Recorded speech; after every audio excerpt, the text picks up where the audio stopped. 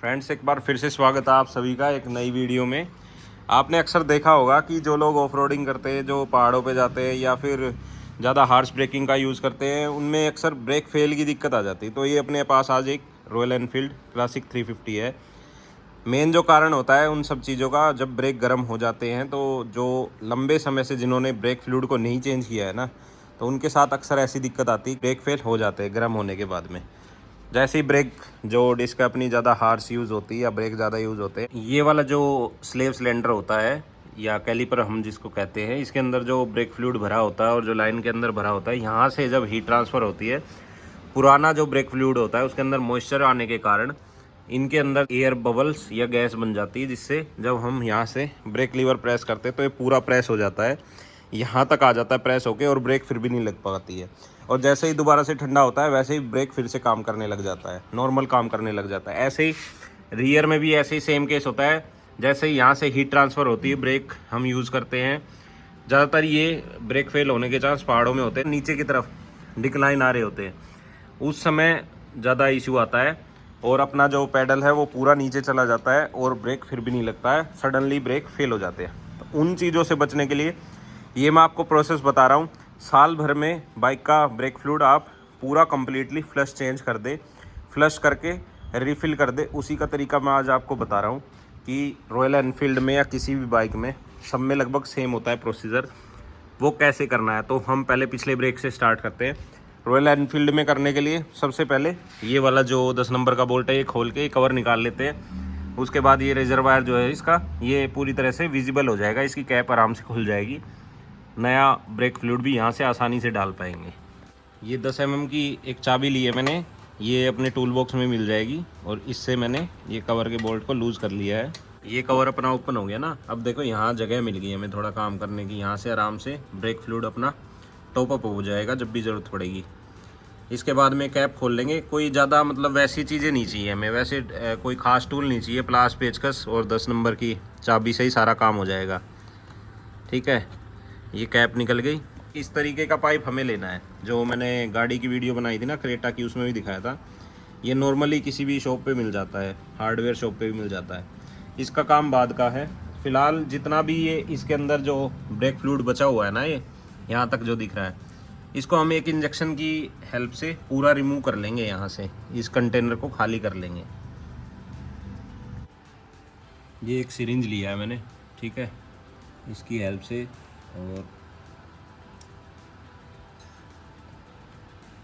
और एक ये मैंने खाली बोतल ली है, बिल्कुल ट्रांसपेरेंट है, ये दिखाने के लिए कि ब्रेक फ्लूइड कैसा निकलेगा। 3 साल लगभग हो गए बाइक को, 3 साल से ऊपर, तो इसका कैसा निकलेगा और हम कैसा रिफ़िल करेंगे ना।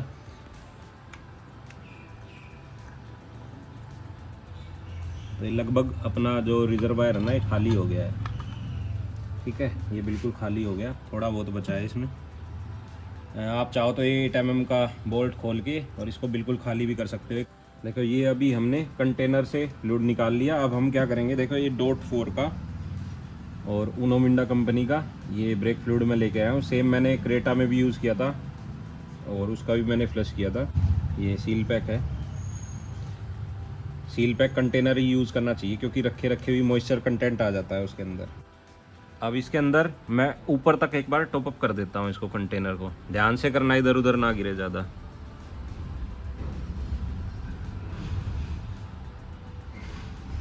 ये हो गया जी टॉप अप फिलहाल के लिए यहाँ पे, ठीक है। और इसकी कंटेनर की कैप वापस से टाइट करके रखनी है हमेशा, हर यूज़ के बाद। ये है जी अपना पिछला ब्रेक कैलिपर, इसके ऊपर ये बूट दिया हुआ है एयर ब्लीडिंग स्क्रू के ऊपर, ठीक है। इसको पहले रिमूव करेंगे। और ये 11 नंबर का इसके ऊपर बोल्ट दिया हुआ है, जैसे गाड़ी में 10 नंबर का था ना, तो ये 11 नंबर का है। इसको हम हल्का सा लूज़ करेंगे, ठीक है। ये लूज़ हो गया। और इसके ऊपर ये पाइप जो हमने दिखाई थी ना, जो हार्डवेयर शॉप से मिलती है, इसको इसके ऊपर चढ़ा लेंगे एक बार।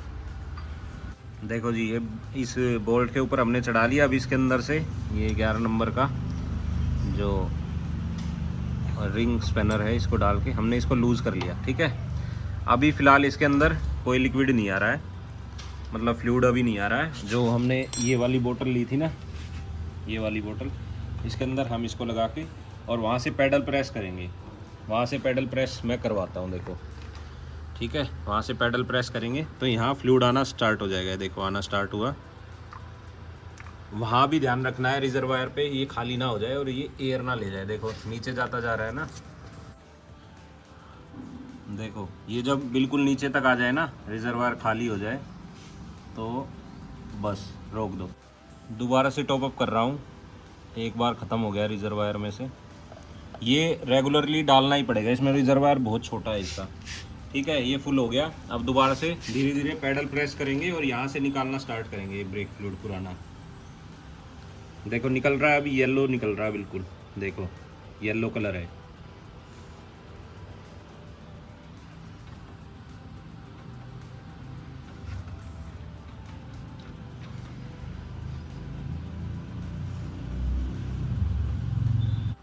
फिर से टॉप अप कर दिया और देखो कैसा कचरे वाला बिल्कुल फ्लूइड निकल रहा है। इसको हमें ना जब तक यहाँ से फ्रेश फ्लूइड निकलना स्टार्ट ना हो जाए, जब तक वहाँ से डालना है और यहाँ से निकालना है। ये पूरी लाइन है, यहाँ से जो अपना मास्टर सिलेंडर है ना, ये पिछले ब्रेक का, ये पहले गया है आपके जो मॉड्यूल होता है ABS वाला, वहाँ से घूम के ये वाली पाइप आई है इसमें। तो यहाँ से पूरा ऊपर से और यहाँ तक का पूरा फ्लश होगा ये। ठीक है, तो ये कुछ ये प्रोसीजर है जो हम कंप्लीट कर रहे हैं अभी पता लग जाएगा जैसे ही फ्रेश फ्लूइड आना स्टार्ट करेगा ना। ये देखो बिल्कुल क्लियर आना स्टार्ट हो गया अब इसमें। देखो अब इसमें जैसा हमने फ्लूइड डाला था ना वैसा ही क्लियर आने लग गया। तो अब हमें क्या करना है, पैडल को प्रेस करके रखना है एक जगह पे, और प्रेस करके और यहाँ से इस बोल्ट को एक बार टाइट कर लेना है, हल्का, मतलब ज़्यादा टाइट नहीं, क्योंकि अभी दोबारा भी खोलना है। ठीक है, अब उस पैडल को छोड़ देंगे वहाँ से, ये पैडल छोड़ दिया। ठीक है, अब इसको दोबारा से लूज़ करूँगा। मेन मोटिव हमारा क्या है, इसके अंदर एयर बबल्स नहीं आने चाहिए। ठीक है, अभी देखो लूज़ करूँगा दोबारा से और वहाँ से पैडल प्रेस करा के लॉक रखेंगे। पैडल प्रेस करो वहाँ से। ठीक है, एयर बबल ये छोटे छोटे आ रहे हैं, बिल्कुल छोटे जो हैं, ये पाइप की वजह से बन रहे हैं। पाइप यहाँ से हल्का सा लूज़ है। पैडल दबा के रखा और इसको कर दिया बिल्कुल टाइट। ठीक है, अब पैडल छोड़ दो। ठीक है, ये अपना ब्रेक ब्लीडिंग कंप्लीट हो गई है। अगर इसके अंदर ज़्यादा बड़े बड़े बबल्स आए ना, इसका मतलब कैलिपर के अंदर हवा है। जब हमने उसको दबाया और रिलीज़ करा तो इसने हल्की फुल्की अंदर खींच ली, ये आप मान सकते हो। लेकिन वैसे अगर आप वहाँ से ध्यान से अगर टॉप अप करते रहोगे ना, पूरा टॉप अप करते रहोगे टाइम से, अगर इसके अंदर एयर नहीं गई तो यहाँ भी एयर आने के चांस कोई भी नहीं है। ठीक है, तो ये होगी पिछली ब्रेक की फ्लशिंग हो गई है। और यहाँ से पाइप को रिमूव करके और इसको बोल्ट को अच्छे से टाइट कर देंगे। ये पाइप निकाल लेता हूँ मैं। ये पूरा ब्रेक फ्लूइड इसके अंदर आ गया। देखो कैसी कंडीशन निकली है।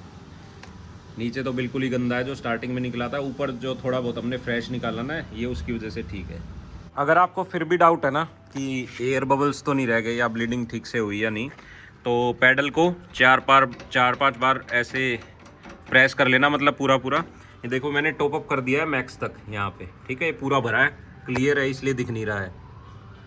ठीक है, इतना प्रेस करने के बाद अगर आपका व्हील ऐसे फ्री नहीं घूम रहा ना, या अटक के चल रहा है, ये पिछला व्हील इतना फ्री हो गया है, अगर फिर भी जाम हो गया चले, तो इसका मतलब एयर रह गई इसके अंदर, अच्छे से ब्लीडिंग नहीं हुई है। तो वो आप प्रोसीजर को रिपीट करना, वो पैडल प्रेस करके और दोबारा से नट खोलना, पैडल प्रेस करे ही उसको टाइट करना, उससे निकल जाएंगे एयर बबल्स। वैसे अगर आप यहाँ से अगर आप टाइमली भर रहे हैं ना, इसको खाली नहीं होने दे रहे, तो उसके अंदर कोई चांस नहीं होता एयर आ जाए। ठीक है, ये हो गया पिछला कंप्लीट। कवर लगा दिया हमने और ये लगा दिया है, पूरा भर दिया है। ये जी फ्रंट का रिजर्वायर और मास्टर सिलेंडर। तो इसके लिए हम सबसे पहले ये 2 बोल्ट खोलेंगे ऊपर से। ये प्लस वाला जो स्क्रू होता है ना, फ्लिप स्क्रू हेड, ये स्क्रू ड्राइवर से इसको खोल लेंगे। उससे पहले आप इसको एक बार ना, अगर डस्ट वगैरह लगी हुई तो आप कैप को एक बार साफ़ कर ले किसी अच्छे से कपड़े से। ठीक है,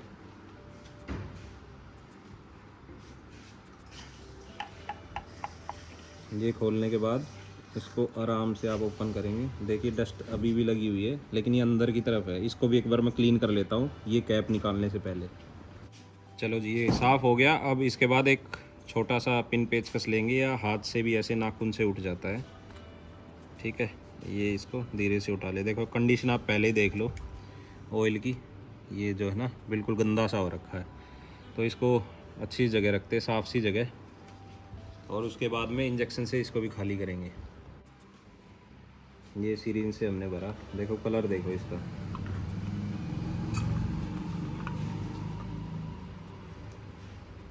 येलो और ब्लैक जैसा हो जाता है ये।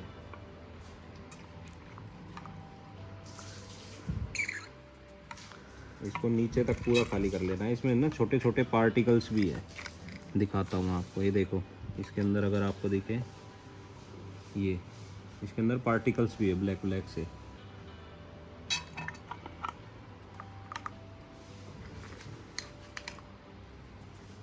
ये रिजर्वायर का देखो, एक एक कोना साफ कर लेना है। इधर दिखाओ ज़रा, एक एक कोना इसका अंदर तक साफ कर लेना है। ठीक है जी, ये हो गया अपना क्लीन। अब इसके अंदर भी फ्रेश फ्लूइड ऊपर से डाल देंगे।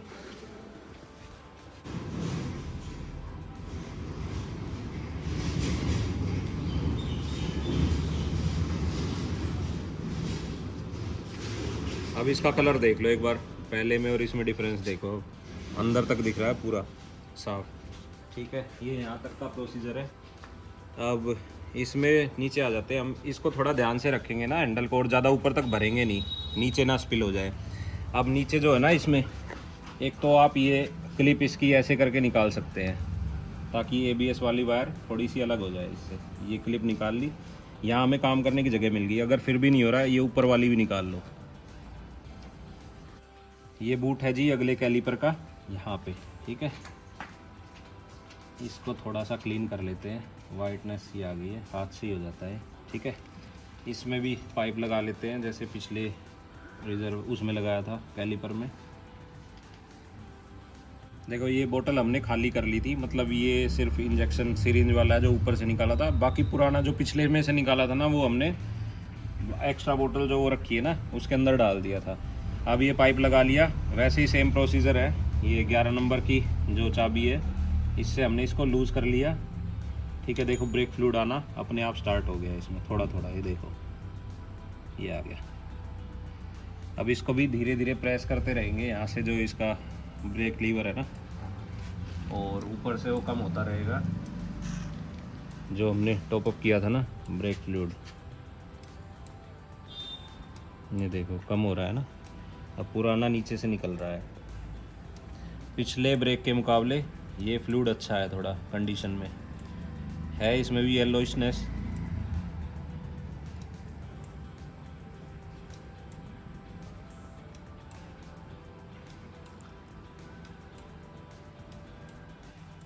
देखो जी। अब देखो क्लीन आ गया, बिल्कुल बिल्कुल क्लीन आ गया। जैसा ऊपर से डाला था ना, बिल्कुल ट्रांसपेरेंट वैसा आ गया है। तो अब वही प्रोसीजर, इसमें ब्रेक को दबा के रखेंगे। ठीक है, और यहाँ से 11 नंबर का जो बोल्ट है उसको टाइट करेंगे।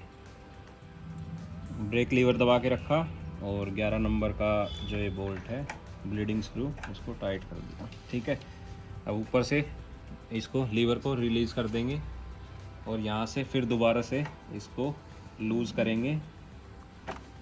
लूज़ किया हल्का सा, और ऊपर से ब्रेक लीवर को दबाया, और यहाँ पे देखना है कोई एयर बबल ना आए।